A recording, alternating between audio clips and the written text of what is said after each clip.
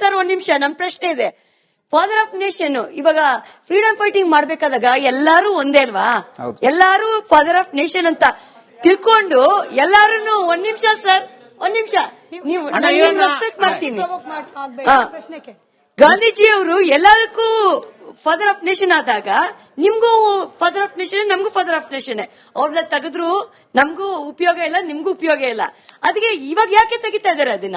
ಹಂಗಿದ್ರೆ ನಿಮ್ ಪಕ್ಷದವ್ರು ಗಾಂಧೀಜಿ ಹೆಸರಲ್ಲಿ ಹತ್ ಮಾಡ್ಬಿಟ್ಟು 600-700 ಇಂದಿರಾ ಗಾಂಧಿ ಹೆಸರು ರಾಜೀವ್ ಗಾಂಧಿ ಏನ್ ಕಿಟ್ರು?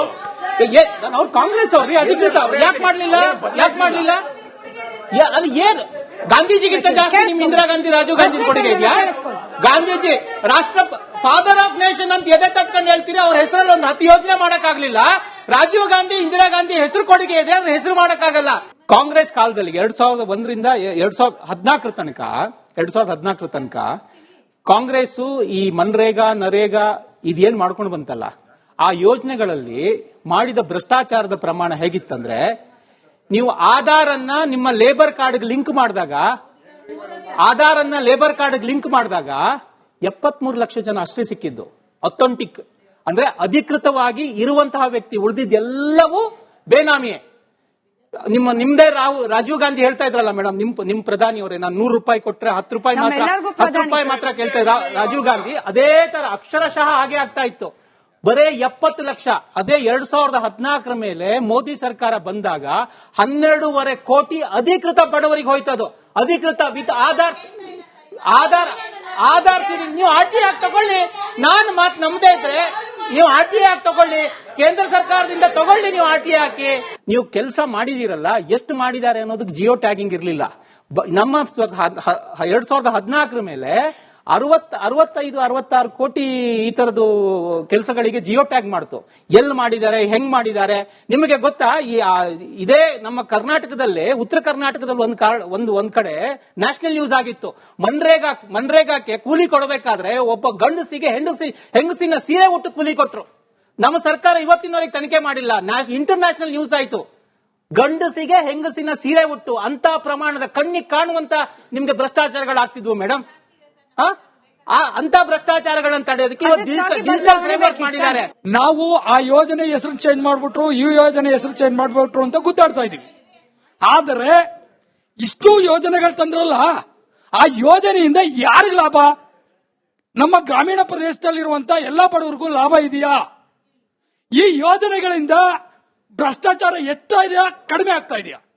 ನೀವು ತಂದಿರುವಂತ ಯೋಜನೆಗಳಿಂದ ಭ್ರಷ್ಟಾಚಾರ ಹೆಚ್ಚುತ್ತಾ ಇದೆಯಾ, ಕಡಿಮೆ ಆಗ್ತಾ ಇದೆಯಾ? ಒಂದ್ ವೇಳೆ ಭ್ರಷ್ಟಾಚಾರ ಕಡಿಮೆ ಆಗ್ಬೇಕು ಅಂದ್ರೆ ಏನ್ ಮಾಡಬೇಕಾಗಿತ್ತು ಅಂತಂದ್ರೆ, ಈ ದೇಶದ ಸಂವಿಧಾನವನ್ನ ಬಂದಂತ 2 ಸರ್ಕಾರಗಳು ಜಾರಿ ಮಾಡಬೇಕಾಗಿತ್ತು. ಇಲ್ಲ, ಯಾಕೆ ಮಾಡಲಿಲ್ಲ? ಒಂದ್ ವೇಳೆ ಭ್ರಷ್ಟಾಚಾರ ನಾವು ತಡಿತೀವಿ ಅಂತಂದ್ರೆ ಇವ್ರು ಯಾಕೆ ಭ್ರಷ್ಟರಾಗಿದ್ದಾರೆ? ಇದು ನನ್ನ ವಿಷಯ. ಭ್ರಷ್ಟಾಚಾರ ಅನ್ನೋದು ಇವ್ರು ಏನೇ ತಿಪ್ಪುರ್ಲಾಗ ಹಾಕಿದ್ರು ನಿಲ್ಸಕ್ ಆಗೋದಿಲ್ಲ. ಈ ವ್ಯವಸ್ಥೆ ಆ ರೀತಿಯಾಗಿದೆ. ಒಂದ್ ನಿಮಿಷ ಇರ್ರಿ, ಅರ್ಥ ಮಾಡ್ಕೊಳ್ಳಿ. ಪ್ರಜಾಪ್ರಭುತ್ವದ ಆಶಯಗಳನ್ನ ಈಡೇರಿಸಬೇಕಾದ್ದು ಎಲ್ಲಾ ಪಕ್ಷಗಳ ಕೆಲಸ. ಅದು ಆಗ್ತಾ ಇಲ್ಲ ಅನ್ನೋದೇ ನಮ್ಮೆಲ್ಲರ ನೋವಿನ ಕೆಲಸ. ಅರ್ಥ ಮಾಡ್ಕೊಳ್ಳಿ. ಪ್ರಜಾಪ್ರಭುತ್ವ ಆಶಯ ಏನು? ಸಮಾನತೆ, ಸ್ವಾತಂತ್ರ್ಯ, ಇವುಗಳೆಲ್ಲವೂ ಬೇಕು ಅನ್ನುವುದು ನಮ್ಮ ಸಂವಿಧಾನದ ಆಶಯ, ಅಂಬೇಡ್ಕರ್ ಸಾಹೇಬರ ಆಶಯ.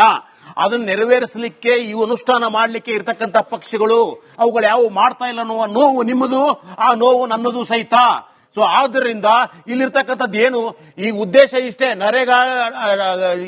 ಮನ್ರೇಗಾ ಇದನ್ನ ಹೆಸರು ಬದಲಾಯಿಸಿದ ಉದ್ದೇಶ ಏನಂದ್ರೆ, ಹೆಸರು ಬದಲಾಯಿಸಿದ್ದಕ್ಕೆ ನಿಮ್ಮೆಲ್ಲರ ಗಮನವನ್ನ ಆ ಕಡೆ ಸೆಳೀತಾ ಇದ್ದಾರೆ.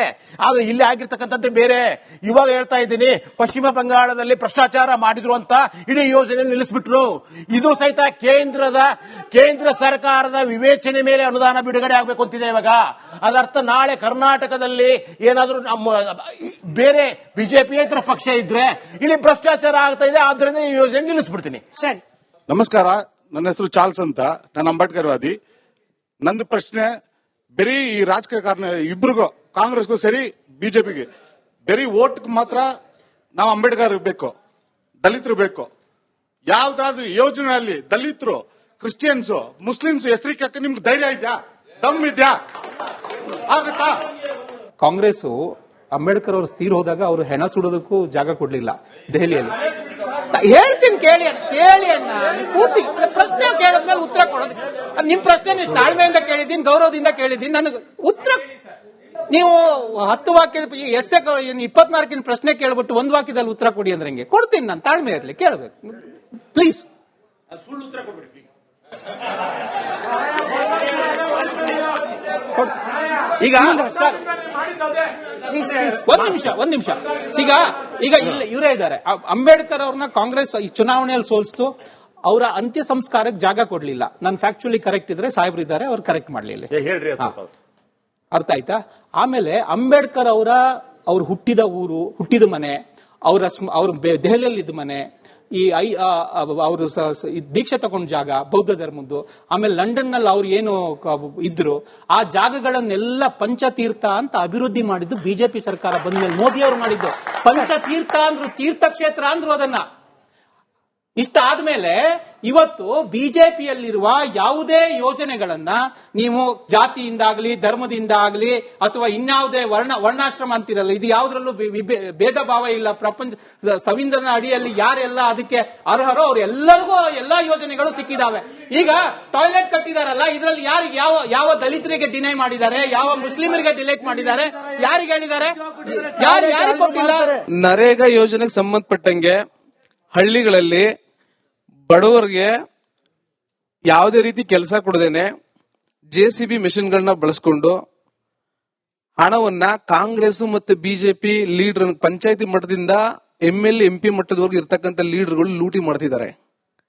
ಇದನ್ನ ಪಂಚಾಯತಿ ಮಟ್ಟದಲ್ಲಿ ನಡೆತಿರ್ತಕ್ಕಂಥ ಅತಿ ದೊಡ್ಡ ಭ್ರಷ್ಟಾಚಾರ. ನೀವು ಬರೀ ಹೆಸರು ಕಿತ್ತಾಡ್ಬಿಟ್ಟು ನಮ್ ದುಡ್ಡುಗಳನ್ನ ಲೂಟಿ ಮಾಡ್ತಿದ್ದೀರಲ್ಲ, ಇದನ್ನ ಯಾಕೆ ಪ್ರಶ್ನೆ ಮಾಡಲ್ಲ ನೀವು? ಇದು ಬಹಳ ಒಳ್ಳೆ ಪ್ರಶ್ನೆ ನೀವು ಕೇಳಿದ್ದು. ಹಿಂದೆ ಮನ್ರೇಗಾ ಇದ್ದಾಗ ಏನಾಗ್ತಿತ್ತು ಅಂದ್ರೆ ಪಂಚಾಯತ್ ಮಟ್ಟದಲ್ಲಿ ಯಾರು ಆರ್ಡರ್ನ ಅಥವಾ ಯೋಜನೆಗಳನ್ನ ನಿರ್ಮಾಣ ಮಾಡ್ತಾ ಇದ್ರು ಅಂದ್ರೆ PDO, ಗ್ರಾಮ ಸಭೆಗೆ ಹಾಕಿರ್ಲಿಲ್ಲ. ಈಗ ಗ್ರಾಮ ಸಭೆಯಲ್ಲಿ ನೀವು ನಿರ್ಧಾರ ಮಾಡಬೇಕು. ಇಡೀ ಗ್ರಾಮ ಪಂಚಾಯತ್ ಸದಸ್ಯರ ಗ್ರಾಮ ಸಭೆಯಲ್ಲಿ ಕರೆದು ನಿಮ್ಮ ಆ ಫ್ರೇಮ್ ವರ್ಕ್ ಅಲ್ಲಿ ನಿಮ್ಮ ಹಳ್ಳಿಯಲ್ಲಿ ಯಾವ ಕೆಲಸಗಳಾಗಬೇಕು, ಯಾವ ಯೋಜನೆಗಳಾಗಬೇಕು ಅಂತ ವಿಕಸಿತ ಭಾರತ ಗ್ರಾಮ ಪಂಚಾಯತ್ ಪರಿಯೋಜನಾ ಅಂತ ಮಾಡಿದೆ, ಕೇಂದ್ರ ಸರ್ಕಾರ ಮಾಡಿದೆ. ಅದರಲ್ಲಿ ಗ್ರಾಮ ಸಭೆಯಲ್ಲಿ ನಿರ್ಣಯ ಆದ್ಮೇಲೆ ಆ ಗ್ರಾಮ ಸಭೆಯವರು ಏನ್ ನಿರ್ಣಯ ಮಾಡ್ತಾರೆ ಆ ಕೆಲಸಗಳಾಗ್ತವೆ. ನೀವು ಹೇಳಿದ ಸತ್ಯ, ಹಿಂದ್ಗಡೆ ಆಗ್ತಾ ಇತ್ತು. ಈಗ ಅದನ್ನ ತಡೋದಕ್ಕೆ ಈ ತರದ ಒಂದು ಪ್ರಜಾಪ್ರಭುತ್ವ ವ್ಯವಸ್ಥೆಯನ್ನ ಈ ಯೋಜನೆ ಜಾರಿ ತಂದಿದೆ. ಅದರ ಮೂಲಕ ಅದು ಜಾರಿ ಬರ್ತದೆ. ಸರಿ, ಒಟ್ಟಾರೆ ಇಷ್ಟೆಲ್ಲ ಚರ್ಚೆಯಿಂದ ನಾವು ಅರ್ಥ ಮಾಡ್ಕೊಳ್ಬೇಕಾಗಿರೋ, ಬಹುಶಃ ನೀವು ಎಲ್ಲ ಒಪ್ತೀರಿ, ಕೇವಲ ಹೆಸರುಗಳ ಬದಲಾವಣೆಯಿಂದ ಜನರ ಅಭಿವೃದ್ಧಿ ಅನ್ನೋದು ನಿಜಕ್ಕೂ ಆಗೋ ಆಗಿದ್ರೆ ಗಾಂಧಿ ಹೆಸರನ್ನ ಮೊಟ್ಟ ಮೊದಲ ಬಾರಿಗೆ ಯೋಜನೆಗಿಟ್ಟಾಗ್ಲೇನೆ ಇಷ್ಟೊತ್ತಿಗೆ ಗಾಂಧಿ ಬಯಸಿದ ರಾಮರಾಜ್ಯ ಸ್ಥಾಪನೆ ಆಗ್ಬೇಕಾಗಿತ್ತು. ಆಗಿಲ್ಲ ಅನ್ನೋದು ವಾಸ್ತವ. ಹೆಸರು ಬದಲಾವಣೆಯ ಜೊತೆಯಲ್ಲಿ ಜನರ ಆಶೋತ್ತರಗಳಿಗೆ ಪೂರಕವಾಗಿ ಯೋಜನೆಗಳಲ್ಲಿ ಬದಲಾವಣೆ ಆಗೋದು ಅತ್ಯವಶ್ಯಕ ಅಂತ ಹೇಳ್ತಾ ಧನ್ಯವಾದ ಎಲ್ರಿಗೂ ಚರ್ಚೆಯಲ್ಲಿ ಭಾಗಿಯಾಗಿದ್ದಕ್ಕೆ. ನಿಮಗೂ ಎಲ್ಲರಿಗೂ ಆತ್ಮೀಯವಾದ ಧನ್ಯವಾದ ಚರ್ಚೆಯಲ್ಲಿ ಭಾಗಿಯಾಗಿದ್ದಕ್ಕೆ. ಇದಾಗಿತ್ತು ಹೊತ್ತಿನ ಮಹಾಭಾರತ ಚರ್ಚಾ ಕಾರ್ಯಕ್ರಮ. ನೋಡ್ತಾ ಇರಿ ರಿಪಬ್ಲಿಕ್ ಕನ್ನಡ, ಇದು ನಿಮ್ಮ ಧ್ವನಿ.